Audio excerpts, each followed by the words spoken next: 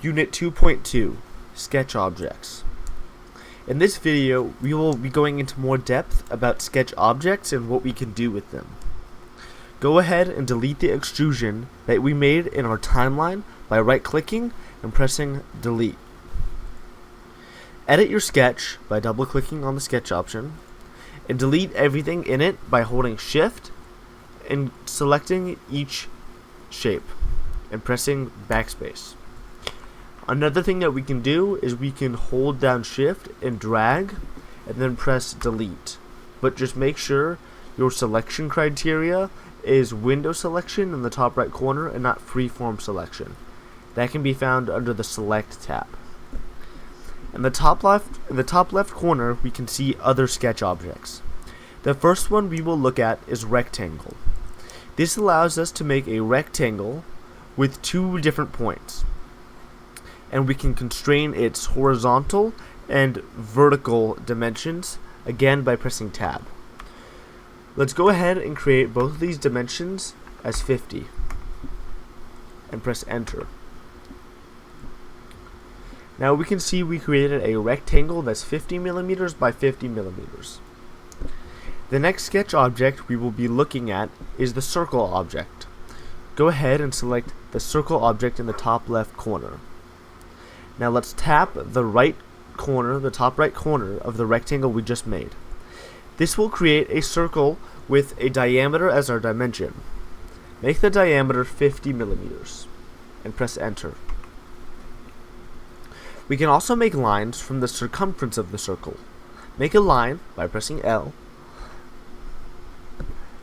and tapping the top left corner of our rectangle. We can then tap this onto the circle that we just made.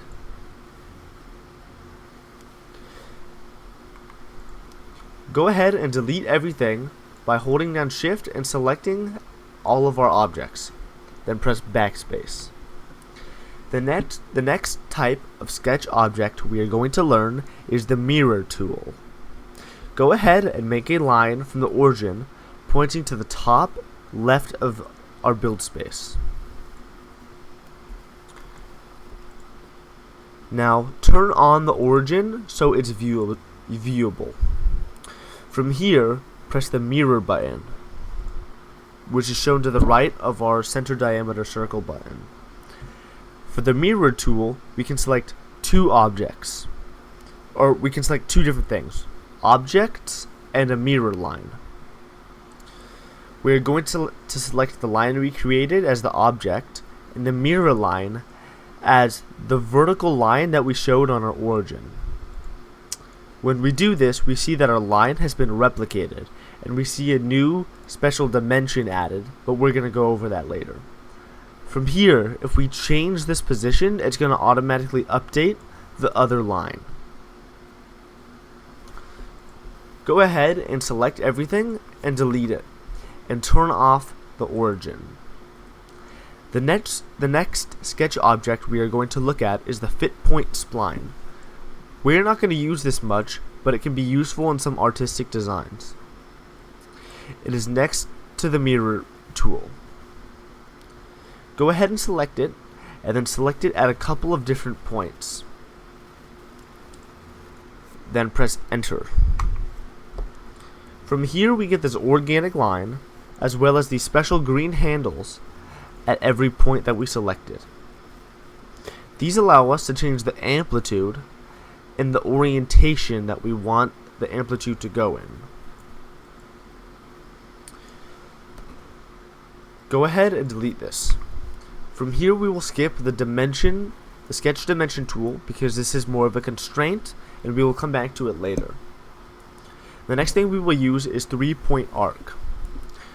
3-point arc allows us to make the arc of a circle with two different points and a midpoint.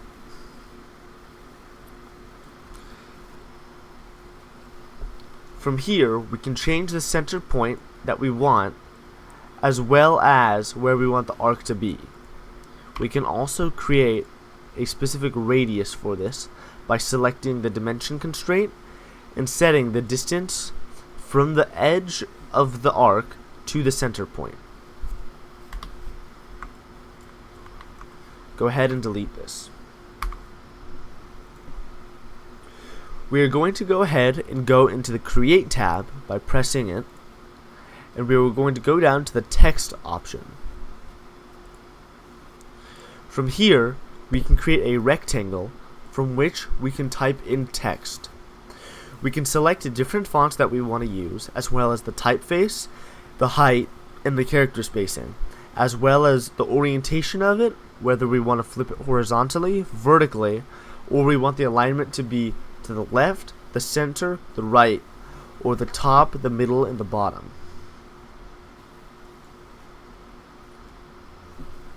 The last object we are going to discuss is object patterns.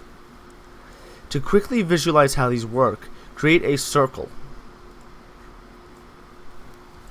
Then go to the Create menu and tap the circular pattern.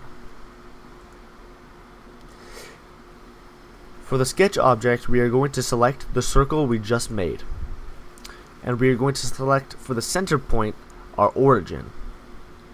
From here, it is going to revolve however many objects we want, equally spaced around that point. Right now we have it at 3, but if we wanted to change it to 6, it would add 6 circles. We can also change the distribution from full to partial or symmetric.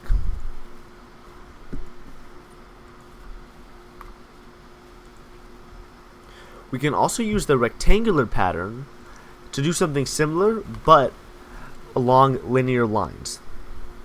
Select the rectangular pattern underneath the Create tab and select our object. From here, we can select out a distance that we want it to go, as well as a quantity. We can also use this to create grids like this. If we want to change the quantity or distance of either of these quantities, or either of these directions, you can change them in the rectangular pattern box. So if I wanted to change this quantity to 2, I could change the 2 here, and if I wanted to change this to 50 millimeters, I could type in 50 millimeters. I can also change, if I want to change it from extent, which takes our length and divides it by the quantity, or the spacing, which would allow me to change the spacing between the objects. For example, if I wanted the spacing for the quantity 3 to be 60 millimeters, it will change that spacing. That is it for today's video. Make sure to try out using these different objects with the extrude tool that we learned.